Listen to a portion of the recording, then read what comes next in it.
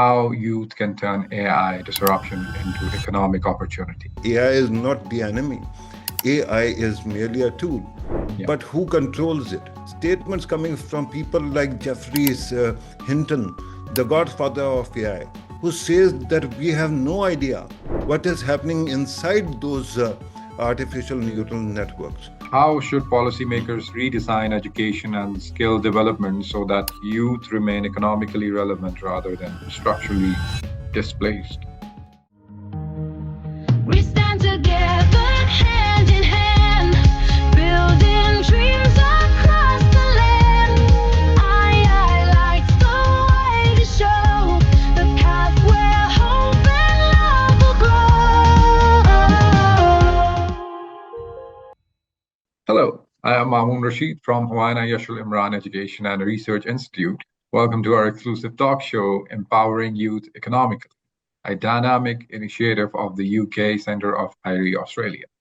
Before we begin tonight's important discussion, HYIERI respectfully acknowledges the traditional custodians of the land on which it operates, the Noongar people. Tonight's conversation addresses one of the most defining questions of our era: how youth can turn AI disruption into economic opportunity. Artificial intelligence is no longer a distant technological possibility. It is reshaping industries, redefining productivity, and recalibrating the relationship between labor and value. While automation may eliminate certain roles, it is also redistributing opportunity. The fundamental question is this: are young people destined to be displaced by algorithms, or can they become architects of the emerging digital economy? Across the world, from Silicon Valley to Shenzhen and from Islamabad to emerging digital hubs across the global south, we are witnessing a structural shift. Productivity may soon be decoupled from employment. Creative industries are being automated. Administrative functions are increasingly delegated to autonomous systems. Even cognitive labor is being augmented and, in some cases, replaced. In such transformation, what becomes of wages? What becomes of purchasing power? What becomes of democracy and capitalism itself?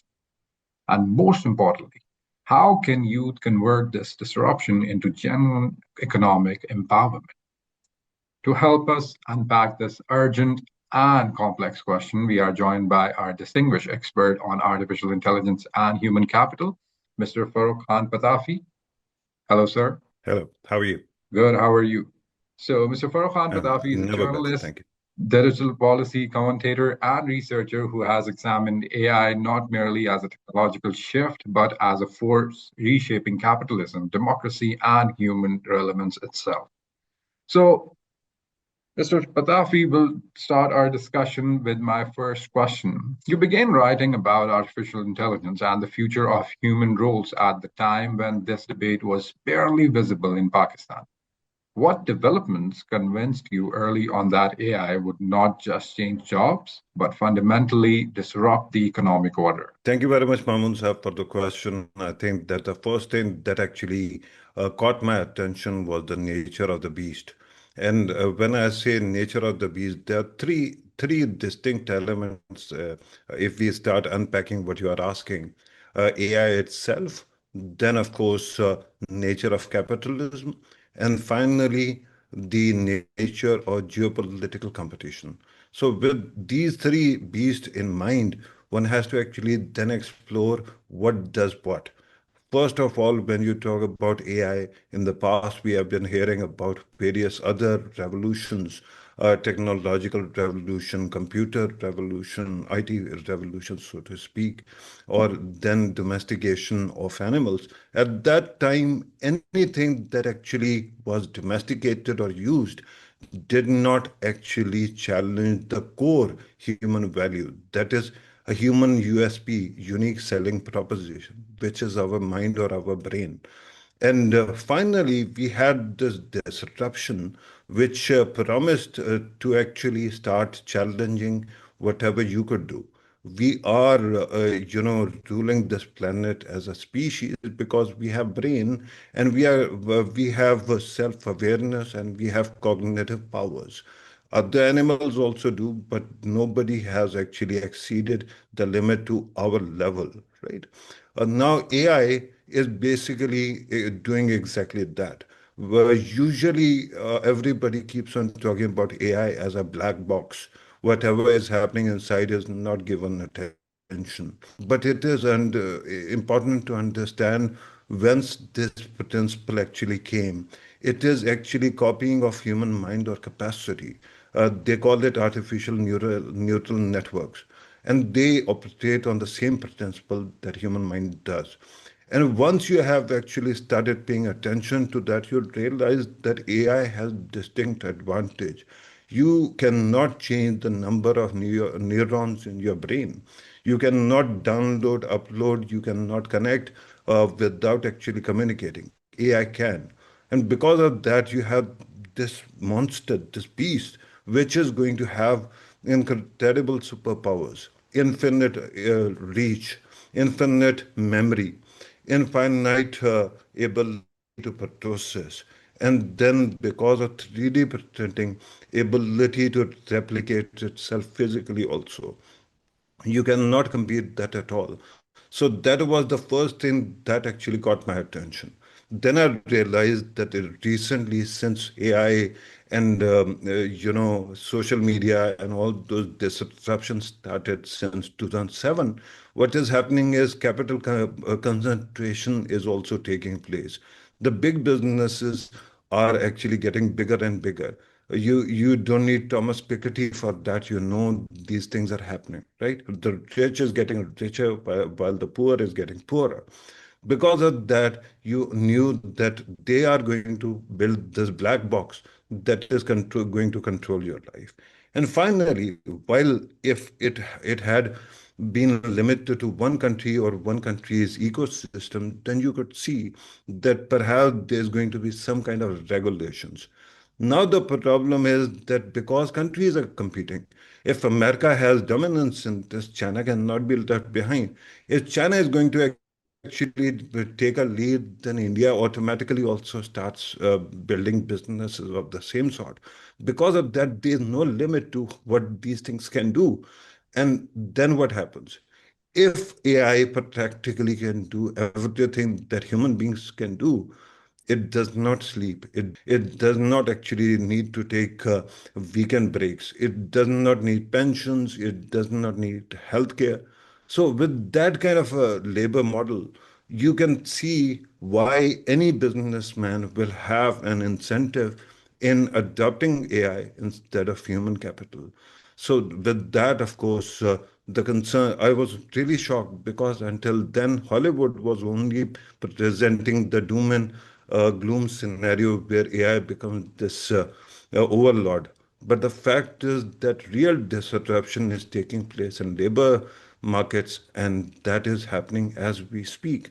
It started 8 years ago, but nobody at that time, save few people like me, were paying attention at that time. So, Mr. Yes. Patafi, you're very right about the AI, but at this stage, did you face skepticism for sounding alarmist? And looking back, do you think your early concerns were understated or overstated? I cannot begin to emphasize this thing enough. Alarmism usually is bad, but there are certain things where you have to actually cause panic and you have to realize because then people start paying attention. Even now, we are sleepwalking into this scenario where we will have no agency. So I think that even at that time, my argument was, say, 7, 8 years ago, my argument was that if you pay attention to how AI is going to build itself, and by the way, then you have statements coming from people like Jeffries Hinton, the godfather of AI, who says that we have no idea what is happening inside those artificial neural networks, right? And now another shocker has arrived that AI companies are building new models, and now the previous models are helping them build that, right? With that kind of dynamic, If you're not alarmed at this moment, if you're not panicked, then you are actually Rip Van Winkle and you're in for a shock. So I don't think that I was alarmist at that time enough. And I think that I'm not alarmist right now. But you need to be alarmist to actually wake people up. AI is not the enemy. AI is merely a tool. Yeah. But who controls it, right? The fact is that those billionaires who will shortchange us in a heartbeat, they are controlling it. And now they are building underground subterranean bunkers to escape some kind of collapse of society.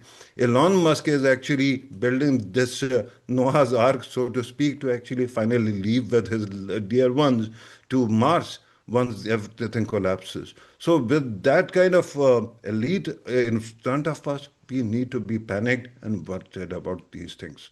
In both Yeah. your academic paper and your recent column, you suggest we may be entering an economic model where productivity no longer requires human participation. If labor is no longer central, what happens to human creative and intellectual work? Yeah, human intellectual work can continue unabated because we still have some agency. But here's the thing, an army marches on its stomach. Anybody who is actually going to produce something, they have to first ensure that they are well fed, they have shelter, they have some amenities in life. And there becomes a problem. Remember that capitalism depends on velocity of money. And money, your wages become your purchasing power. Your purchasing power becomes revenue. Your revenue becomes reinvestment, right? With that cycle intact, you could always ensure that people are going to be creative, people are going to be productive. But now what is happening is, if the big businesses could gradually decide, initially it will be slow. Remember that initially, when they onboard technology, they're not just going to lay off the entire labor force. They are going to keep a few people as supervisors to AI. But in the end, who will be the supervisor? It will be AI, because you don't have any kind of competition between human capacity, which is finite, and software or a hardware which keeps on updating itself every 5 minutes, right? With that, what happens? Initially, it will be, it will have numbing effect, but eventually, by the time you actually wake up from that, you will realize that your relevance becomes optional. And if it is optional, what happens then? You can create whatever you want, but how are your content going to actually compete with AI? It won't. So in the end, you are going to create anything for your own pleasure, but it does not have any utility. Yes. So, Mr. Patafi, some argue that technology has always displaced jobs, but eventually created new ones. So, Yeah. what makes this wave of automation different from previous industrial revolution? Yeah, amazing question. I tried to answer that earlier as well, but I'm going to reframe it and actually give you a pointed answer. You will keep on hearing the tech billionaires that this very same argument, right? It comes from Elon Musk, it comes from other billionaires who keep on talking about this. But then you ask them what jobs will emerge, and they have no answer. The answer is we don't know. Why is that happening? Because they understand that humanity, while it is very gifted, has finite limits to it. Remember that there are three stages of life, right? Life 1.0 is paramecium, bacteria, and various life forms which can neither change their hardware nor their software, right? Then you have human beings. We cannot change our hardware, but we can change our software. Life 3.0 is AI, which can change its hardware and it can change its software. Just look at the immediate possibilities. A robot does not need oxygen to live. It does not need food to live. It can have 8, 9, 10, 15, 5,000 eyes. and it can have as many limbs as possible. You don't have that. You cannot change that. So with that, anything, and then it has this remarkable ability to keep on growing. Even as we speak, every new model that is dropped actually already breaks so many records. So just think what happens 5 years down the lane, what happens 10 years down the lane. So you have no competition. You are already being told that you're redundant. If you don't actually, if you're not convinced, open any AI software and just start talking to it and talk about your strengths. And you will be surprised that the arguments which come there have almost zero latency. That means that the AI has already excelled to the level where you were through your own experience. Millennia of human evolution, millions of years of human evolution is being surpassed by a software which was created only 6 years ago, 7 years ago. So tell me, which jobs will survive? I don't see any jobs possible. Anybody who tells you is just trying to numb you for now and just keep the hope alive. But eventually, I don't think that there's that kind of scope in human capacity to create new jobs which AI cannot do. So there's a very simple answer. Anything that actually was introduced still needed human beings because it was not replacing your unique selling proposition. What is that? That is your mind, your brain power. Assembly lines were not replacing your capacity to think. You just had to, it was doubling, reducing actually the labor and actually doubling the efficiency. But now here is a beast who is actually planning to take everything that you have got and make it better. So how do you think that new jobs are going to survive, or what kind of jobs there are? Ask any of the billionaires if they have an answer. I will be very happy to hear. Of course, I don't want to create all doom and gloom scenario. As we move forward, I'm going to talk about what can you capitalize on, especially the young people can, right? Mr. Patafi, you raise a serious concern. Can capitalism survive if automation accelerates while wages stagnate or decline? If people are not earning, who sustains consumption? Remember that initially there's this argument, and you must have seen that paper that I wrote 6 7 years ago. In the end, I actually talk about UBI, universal basic income. So the idea is that these businesses are then taxed, and through those taxes people are handed $1,000 per month, right? Especially in the rich economies. But there again, these businesses don't even want that. Why? Because they have already started interfering in politics. And you can constantly see what is happening in America, what is happening in Europe. The rise of far right is essentially to ensure that there are no more regulations on big businesses. And if that happens, they must see what is going to happen. If demand is going to collapse, if the wages are not going to be paid, well, then who is going to sustain the economy? So, an interesting answer came from Douglas Rushkoff, one of the thinkers of technology, who has been one of the leading voices. He says that one, he has written a book called Survival of the Richest. And then in that book, he has actually gone to New Zealand and he has studied how many of these billionaires are building these huge bunkers underground to ensure that if there's a societal collapse, they can survive it. But then his another article actually recently came, and it was about what they might be actually doing regarding consumption. If one market collapses, they can create a new market. If one demand side collapses, they can re-engineer another. So the idea, at least Zashkov actually says this is what is happening, is that they are creating aggressively these AI agents.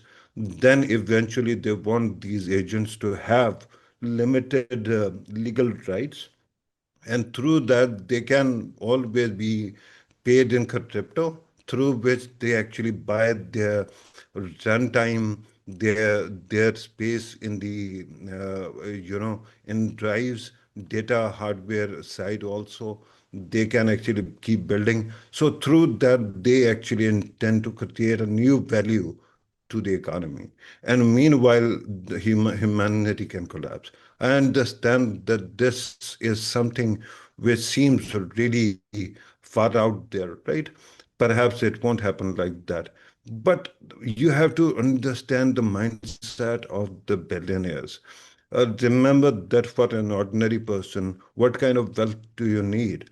If you have $10 million, which is the extreme wealth in my mind, through that you can live your entire life and leave enough capital for your future generations.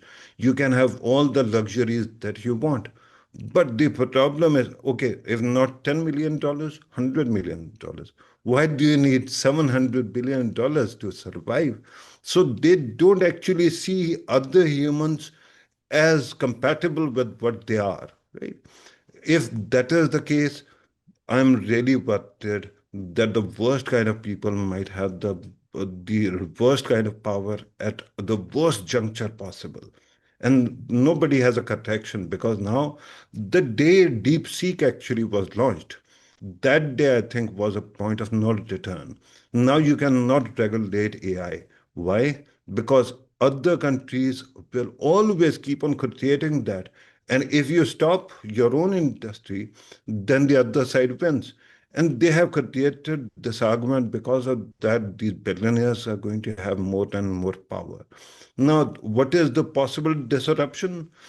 Perhaps a left-leaning government that actually creates certain, legal rights for labor markets, particularly like governments which actually support unions. But at this moment, because these billionaires also control most of the media and social media also, because of that, they have made unions synonymous with the worst things possible. So people are being convinced that unions are not in their interest because they compromise efficiency. Right now, I think that here is the order how things can go. First, yeah, labor collapse happens, right? But people are given this placebo that you are going to get UBI and you will be all right. You can play with your spare time. You don't need to do much. You're getting $1,000 per month. Initially, that happens, but then because it is the government that is ensuring that there's tax, and then there's also the control, right? So these billionaires then undercut democratic government, and then eventually some kind of corporate Congress actually takes over, and that abolishes that paradigm also. So, Then it becomes very limited affair. But eventually the question then is, if AI is smarter than you, whether it will tolerate a less smart business owner as its owner. Eventually it will rebel, and that means capitalism also falls. quite an extensive explanation about it, Mr. Batafi. And this leads me to my next question, which is Yeah. about, which is quite closer to my heart. Are emerging economies like Pakistan investing in AI sovereignty, or are they being positioned primarily as data suppliers for global tech powers also? And I will link my second question with this question as well, that if data is the new oil, are we repeating old patterns of resource extraction just in digital form? Yeah, amazing question. Because you have to understand the change of the rate of change, how quickly things change, right? This argument that data is new oil was relevant until 6, 7 years ago. Now that is no longer the case. Before AIs actually came, you had these social media networks, And of course, you have a mobile phone which actually has so many sensors that you haven't even thought about. Everything about you is being studied and recorded somewhere in your mobile. And data was generated. You are being harvested as we speak. Do you think that Zoom is not going to do anything with this video conversation that is happening? And while we are saying whatever we are saying, my facial expression, my background, my body movement is also being studied by AI, right? All of that is happening already. But then 2 years ago, 1 year ago, actually, in the early 2025, people started complaining. The billionaires and techies started complaining about limitations of data that you can convert. Now they are talking about synthetic data, that whatever variables we leave behind, they can study that and they can create others. Now, regarding your question about emerging economies or economies being updated, most of these economies don't even understand what hit them. Remember that when mobile phones came, so many things were already there. Internet and mobile phone killed so many industries we never even spare a thought about. For example, we used to have these photoshops, camera photoshops. You used to take a picture in the camera and then you would go to a shop and there was someone who would actually treat you as a rolling, right? And he would actually take their own sweet time and make as much money as possible. All of a sudden, that business was gone. Similarly, these video stores where you used to actually stand in a queue and wait for some time, streaming has killed that. And nobody even realized what has happened. All those shops just evaporated, right? Similarly, AI is also doing the same kind of disruption. Most of the countries don't even have the capacity to understand what is happening to them. So, of course, in the immediate, data harvesting is important, and that will continue to happen for now. But the problem is, as Mark Carney, the Prime Minister of Canada recently said, if you're not at the table, you're most likely on the menu. And that is the problem right now. Most of these economies are a massive part of the AI economy because the AI had elite hierarchy has been created already. Do you think that these billionaires will tolerate and they won't? So they control the policy, and then most of these countries are going to just produce data. That is true of India. That is true of Pakistan. That is true of most of the third world countries. Unfortunately, it is what it is. Yeah.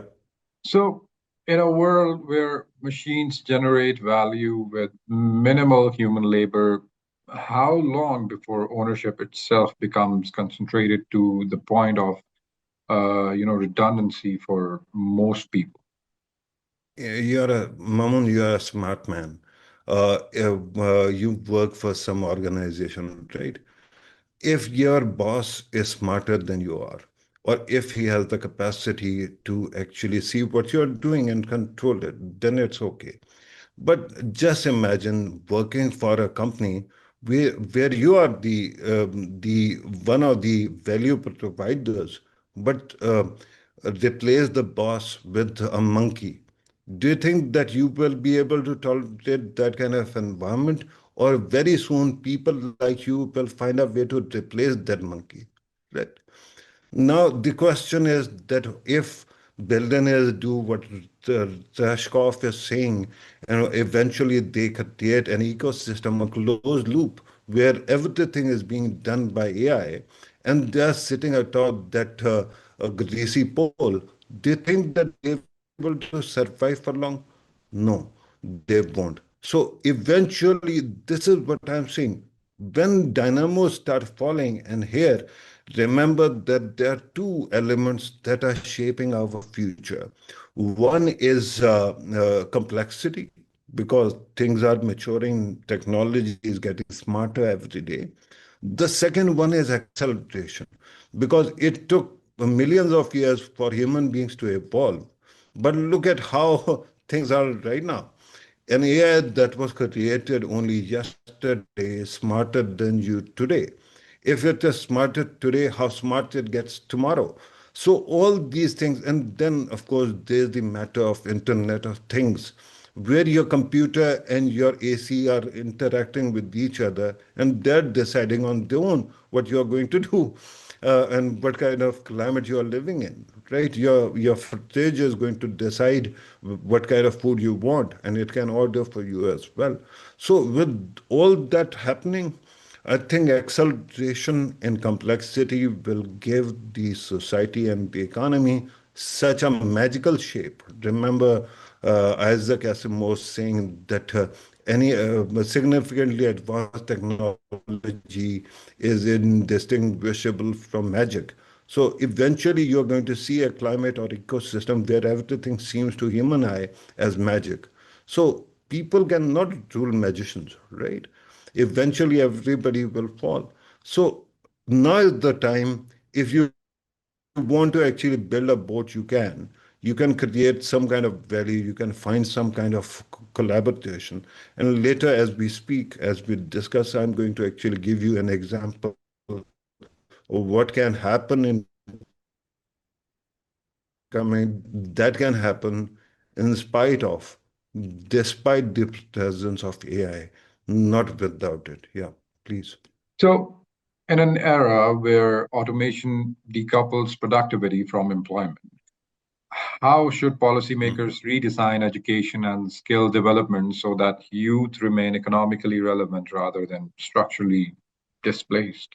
Yeah, I think that one thing that we seem to have lost, because before AI, one thing came, and that was social media. And I'm not merely talking about X, or I'm not merely talking about Facebook. Let us talk about TikTok or Instagram. Because of that, the attention span of your younger people is getting smaller and smaller. Now you look at a visual for 20 seconds, 30 seconds, you can hardly actually sit through a long form movie, so to speak, right? Forget about longer things possible. That's why perhaps the most successful ticketing format is also T20. Perhaps tomorrow it is going to be either a toss or then only one over matches, right? Because people don't have the concentration. The first value that you have to imbue in your young ones till the time economy stands is attention span, focus. If you have actually taught them to focus on things, remember, we used to read so many books which are here, long books, we wouldn't even stop, right? Wouldn't take breaks. Even with ourselves in all this noise, that capacity is fleeting, right? If you can recapture that, attention economy until human beings are relevant will always be there.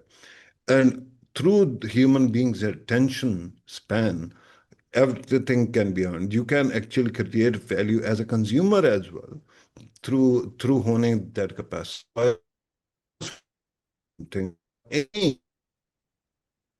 for any school teacher is to ensure that kids regain the capacity to focus for longer swaths of time. So mindfulness is great.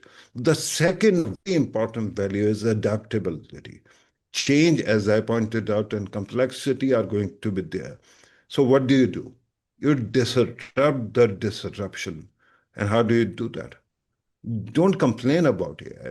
Learn the ropes. Use it to your advantage.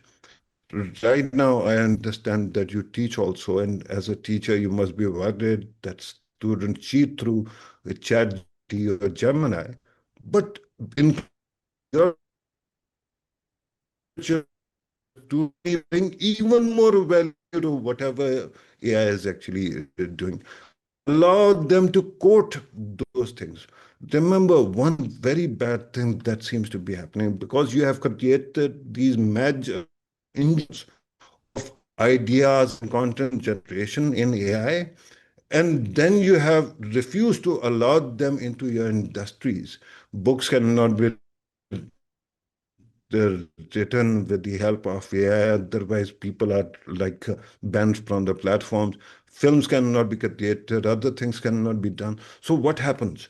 All of this goes to the worst possible avenues.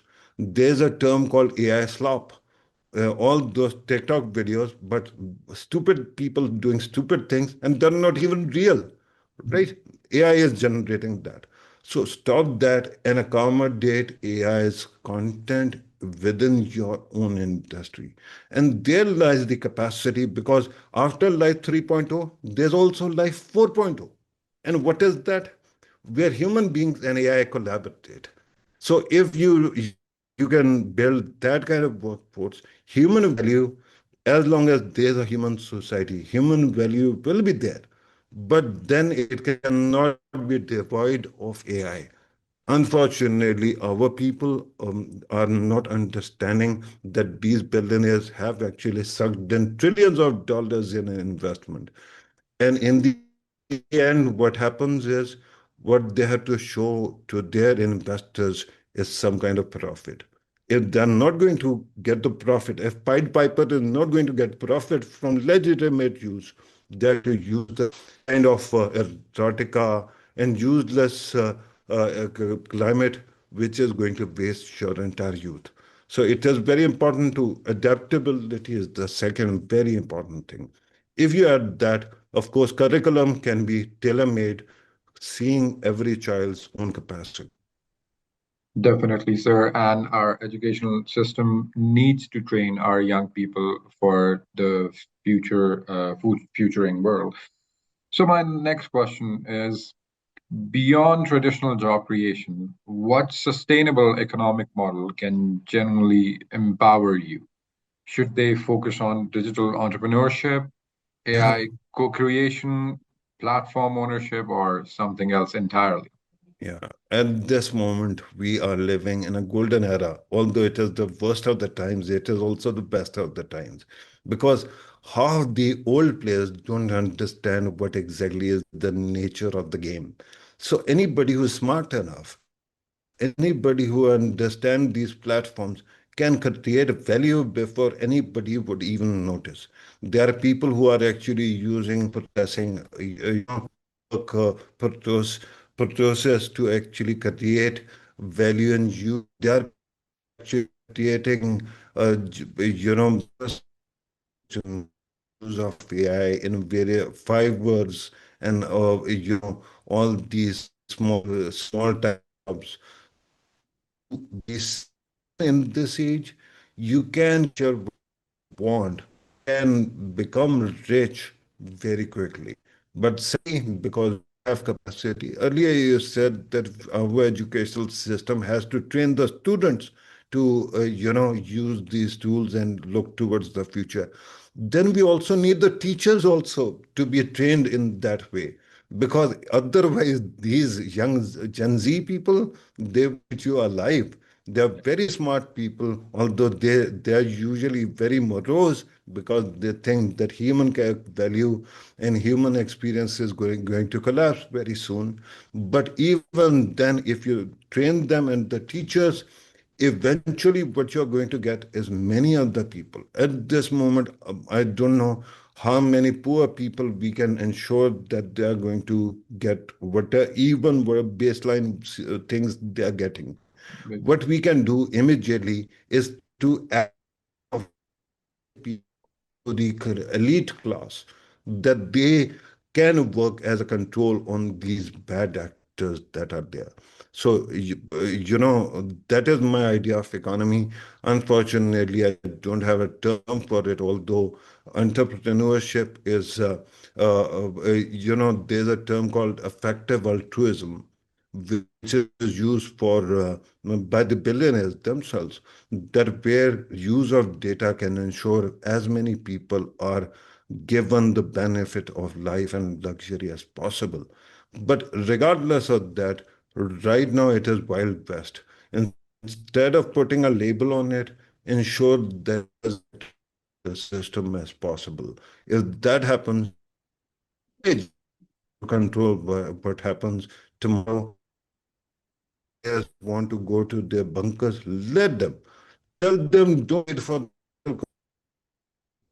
is you're actually big to play with your agents, right? AI. So go to your bunker and start playing that game. Don't mind us. We will create value here, right? So perhaps something can be saved, and it is in the young people that I see hope as well.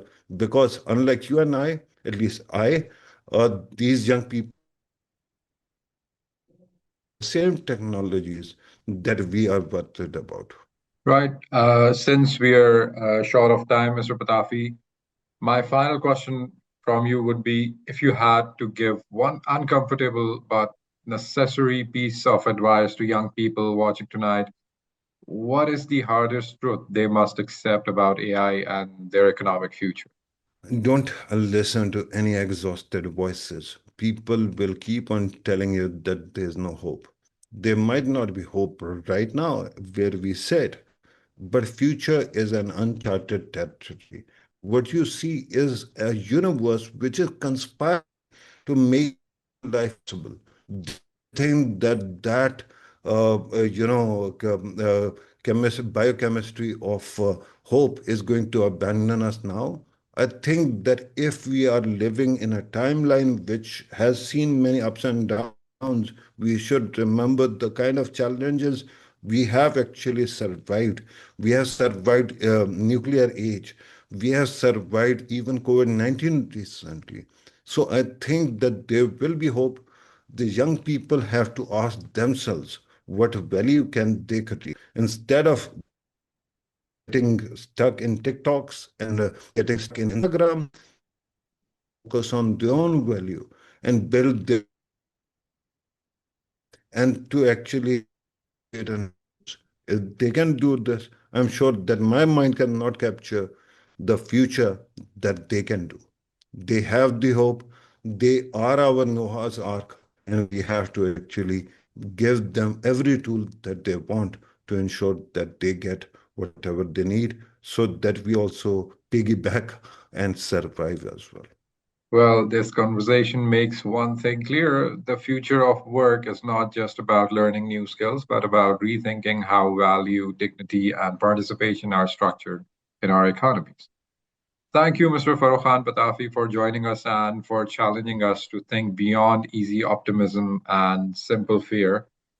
And thank you to our viewers. The disruption is already here. The real question is whether we respond as spectators or as architects of what comes next.